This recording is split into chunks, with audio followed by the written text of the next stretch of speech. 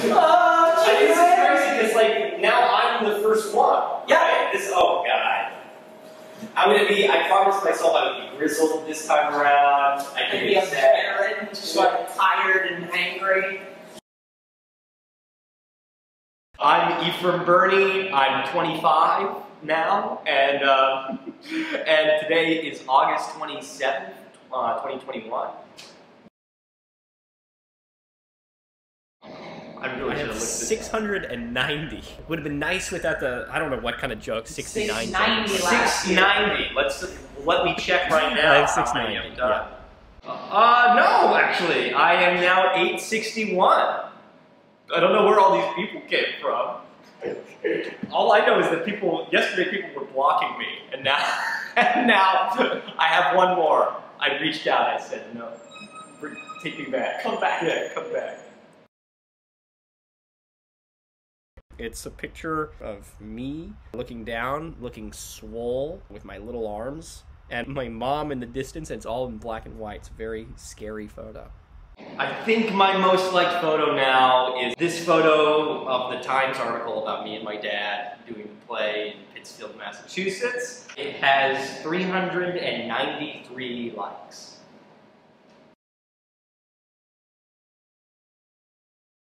Year One of Blackwolves was actually really, really fun.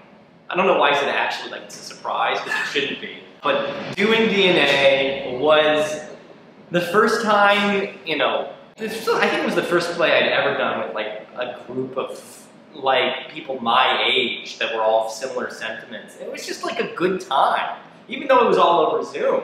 It was really fun. And you guys let us explore a lot with it. So I'd say it was really satisfactory. I'd love to do more. If you bring me back, I helped Ryan audition for some stuff. That's all I can ask for.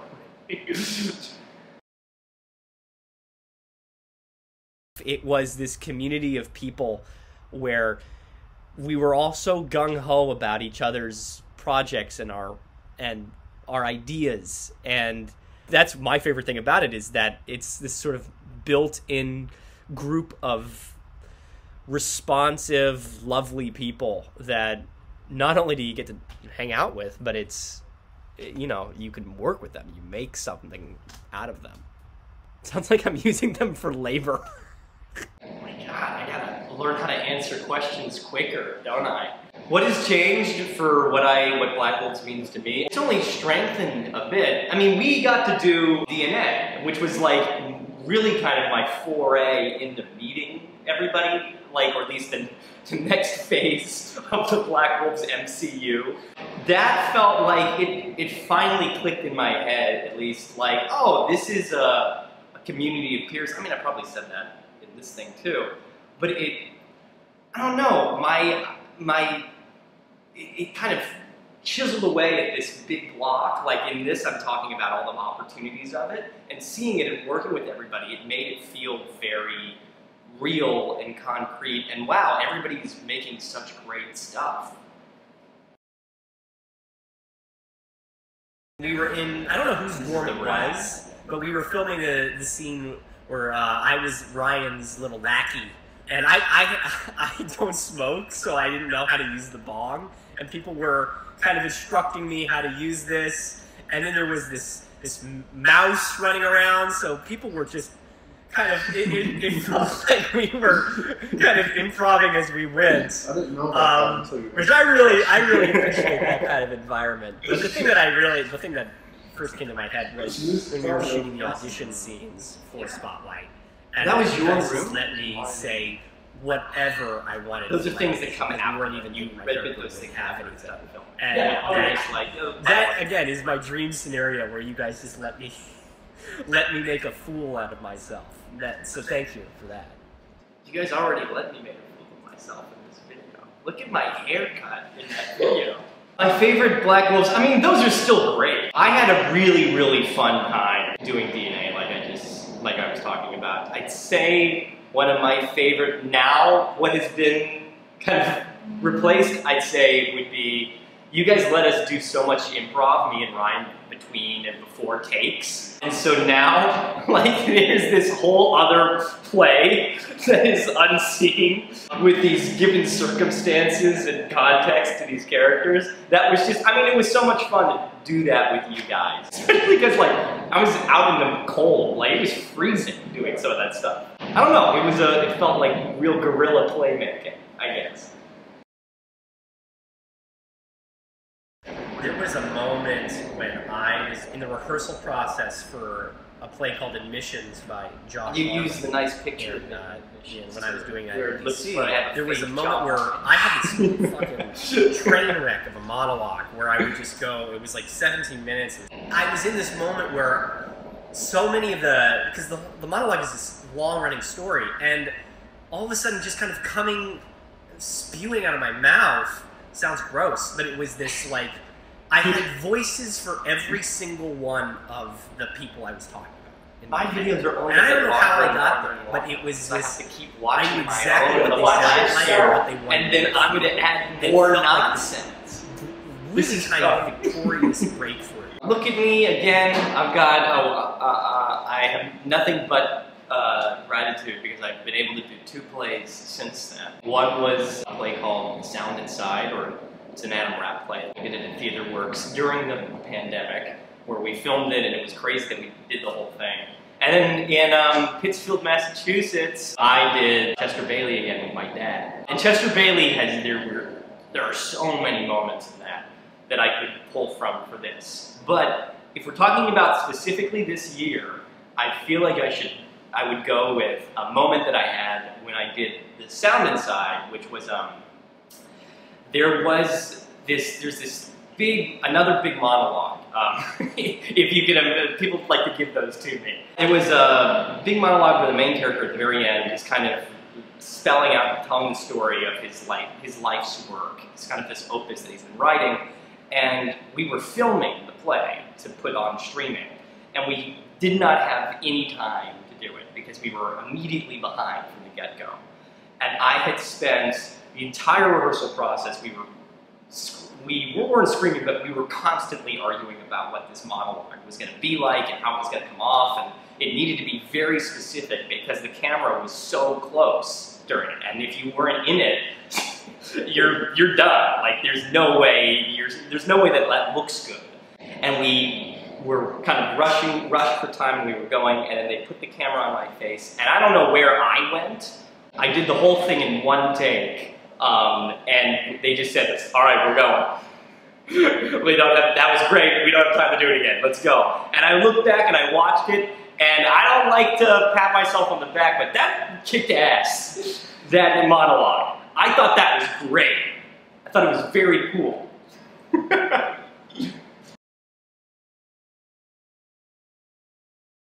Right now, very weirdly enough, there's this tiny little field mouse that was caught, because we're upstate, and it was caught in a glue trap that I found. And he's okay. Like, he's in a little fixture that we have for him upstairs. And I feel like a father with this little thing. I don't know if he's going to make it, but that's, like, right now, that's what's very important for me. Also, writing. I have projects that I care a lot about, but that's kind of the emotional crux of my last 2 days. He didn't make it. He died like, what, 6 hours after? He died like that night. It was terrible. The hubris of me going on permanent record and saying that. But you know what? We found another mouse the next week, and we actually did it. We got it out okay that time. I don't want to say health again, but it is health again. My family's all over the place right now. Gus is in California. Dad is in Savannah doing a film or something or other. And because I don't get to see them, all I can really hope for is that they're staying healthy. That's my little prayer that I send off to them. So I'd say that's probably the most important thing. I love Pirates of the Caribbean too, but that doesn't make me sound smart. But it is one of my favorite movies. I think it's one of the best sequels ever made. Probably Albert Brooks, Defending Your Life. I don't know if anybody's seen it, but it's a movie that I come to every couple of years, and it is so fucking smart. I mean, I still love those movies. I love To Film Your Life. I really liked Minari. Minari was big for me, at least last year. I know some people kind of like, oh, it's just like a little, it's, you know, it's your everyday indie movie. I really liked how they dealt with I had my own host of health stuff when I was a kid, so seeing that little boy with the heart and the breathing issues, that really had a big effect on me. I was like, when he was running at the end, oh, I'm sobbing. I was crying so hard with that little boy running at the end. He wasn't even running to anything. Like, he was running to his mom, I don't know. So I'd maybe add Minari to that list. I don't watch any movies, what's wrong with me? Oh, okay. I really liked, everybody's gonna say this, but I loved you guys at I guess it's the country house. I just remember you guys had like, it starts with like the Snapchat filter or some kind of filter over it. I don't know. I thought it was cool. I mean, I joke about the MCU of Blackwolves, but it was a sequel to another thing that you guys did, and I thought that was really kind of rewarding and fun for long-time viewers. I got this sort of burgundy shirt, and maybe that's just because I think it looks good on me, but I really am digging that kind of woody burgundy vibe, at least at the moment. This is the one answer that I felt prepared for. I gave a genuine answer last time. This time around, I'm going straight with the ridiculous one. There's a picture that I keep sending people of me in a disgusting, like, bright yellow, like, highlighter colored, like, turtleneck. And that is my favorite color, is that horrible highlighter yellow. Well, obviously, derive a lot of my kind of self-worth and pleasure, and that's a gross word, but kind of enjoyment from work and seeing these kind of steps pay off. Yes, it is there, and it's a wave that's kind of, that you don't want to fight, but it's going to knock you over if you go too far. Just sign language. Sort of like that. Doing here. Do I feel pressure? The obvious answer would still be yes. But that is self-imposed pressure, like everybody's. And I kind of, the more I'm thinking about it, I think the problem might be because it's a no. I don't have any real pressure on me right now. And that's where I thrive, is I thrive on kind of deadlines and expectations and work. When it comes to writing, when it comes to acting, when it comes to most of the stuff that I do, I really do better under a time crunch, under some pressure. There's nothing exhibiting that right now. There's nothing pushing me. And so, you know, I make up for it with my own unhealthy pressure, like everybody. But I'm going to try and break with the mold here. I'm going to say, no, I don't feel pressure right now. When people fucking skip the pet peeves, huh? I saw last year, everybody got pet peeves, except me. I don't know what happened. Am I not allowed to be angry? Yeah, I don't know. I didn't do this last year, so I didn't prepare. What do my pet peeves? I have a very obvious one. When people do not ask questions, that is a big thing for me. If you are talking, you really ought to be curious. I think that just makes you a better conversation partner. And I've said that to many people that I've talked to before. And it's very rude of me. So that's probably their pet peeve, is when I say that. Invest in learning about your craft a little more, like the technical sides of it. Literally a year ago today, I would have given myself advice, invest in hair gel. I think I would have told myself to get out of my kind of head with ideas on things have to be, at least when it comes to writing, things have to be a certain way to fully realize an idea and just actually get to writing. I feel a lot of the times I really humor myself and make something very precious in my mind about like, oh, and it'll be like that, and then it'll be like that, and well, I just have to get it to this, and I don't ever actually write it. Which I am trying to be better about, at least as of lately. I'm trying to write something every day. And also, you know, check out Craigslist. They got stuff on there for you. That's what I'm finding, stuff on there.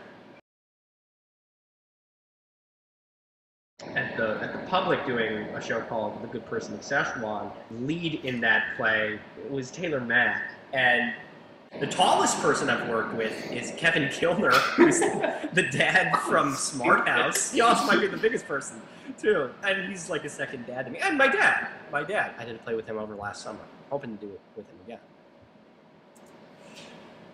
Hasn't really been. That hasn't changed. You know, unfortunately, I haven't performed with any superstars as of late. And you know, everybody's losing weight, so they're not getting any bigger. I don't know.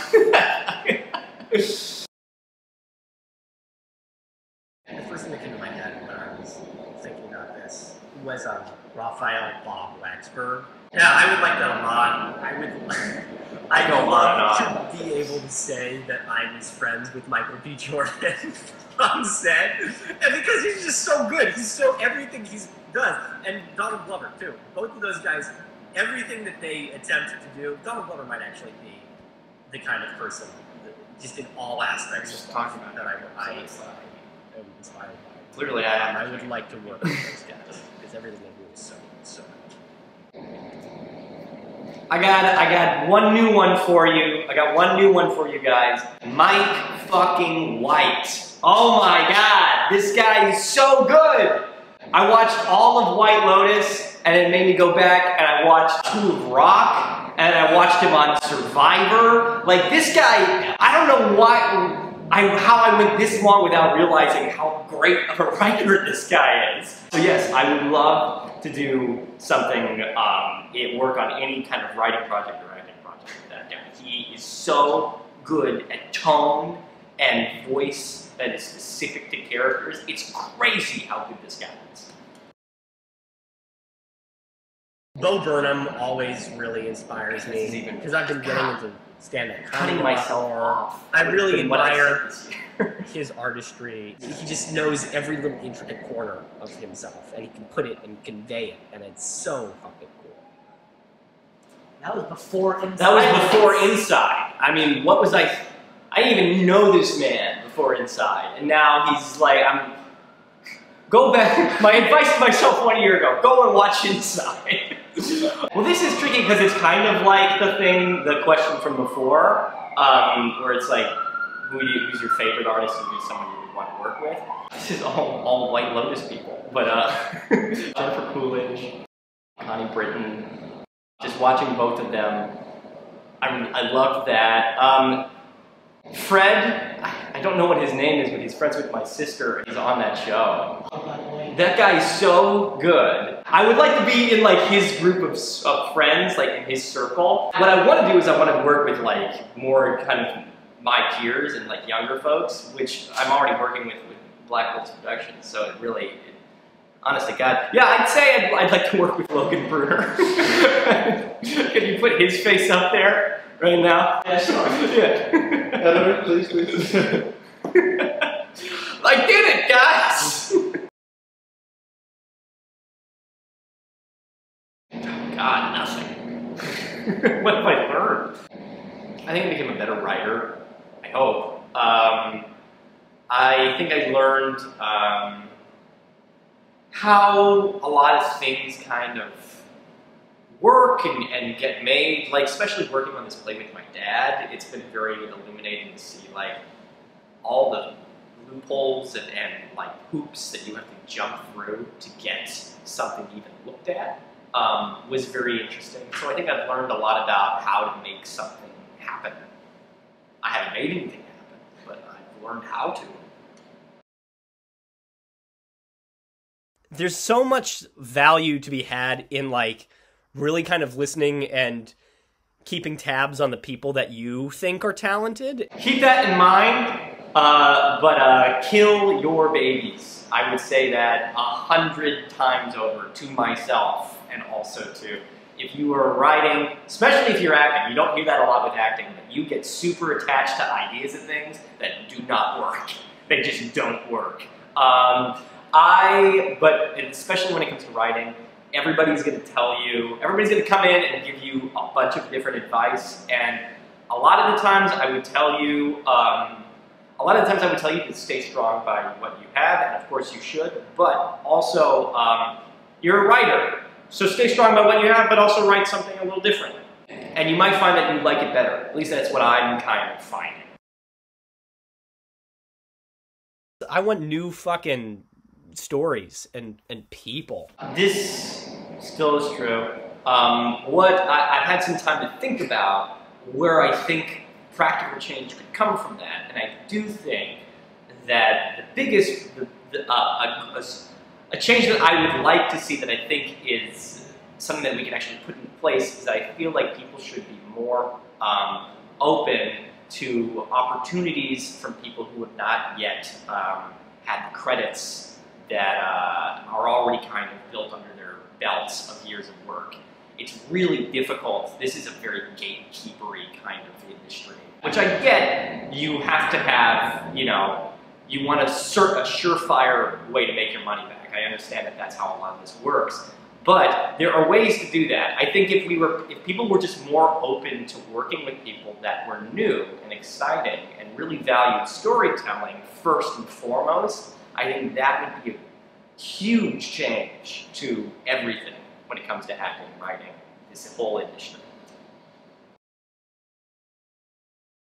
I think my most longest run time on an app is I have this relax melodies white noise machine that plays on during the middle of the night, and they do ASMR, which I don't listen to, but I think it's funny that they have the option to. So that might be my most used app. Biggest difference now is that I listen to ASMR. Look at the evolution there. I was like, I don't listen to it. Yeah, I don't listen to it. And I'm like, yeah, I listen to it now. I don't have that app anymore. Probably my most used app. Probably still Twitter, probably still Instagram, you know, the big ones. I'm on Zillow a lot. I love looking at apartment porn, which is really fun. I like that. I'm so basic. Utilizing my time in a healthy way. I'm so struggling with being impatient with this and not comparing myself to other people. I probably noticed a lot this time around. I'm a lot more kind of man, give me a shot, give that kind of mentality. And I think I have a lot of nihilism and cynicism about this industry and what we do. And so I think a lot of the time I struggle with keeping the love alive when you're not doing it, which is huge. Like, that's a really hard thing to do. And I just gotta keep reminding myself why I do it, and kind of finding little tiny victories in the ordinary, in the simple thing of doing an audition and finishing a scene, writing a fine line, something like that is important. Well, my dad's birthday is coming up. Maybe I would get him a massage chair. I joked about that, but I think that would be kind of nice. Alright, so this one was unfair because I hadn't seen any, or at least I hadn't been smart about this, because everybody else did world hunger and ending totalitarian regimes. And I was like, how big is this blank check? I didn't know you could do that.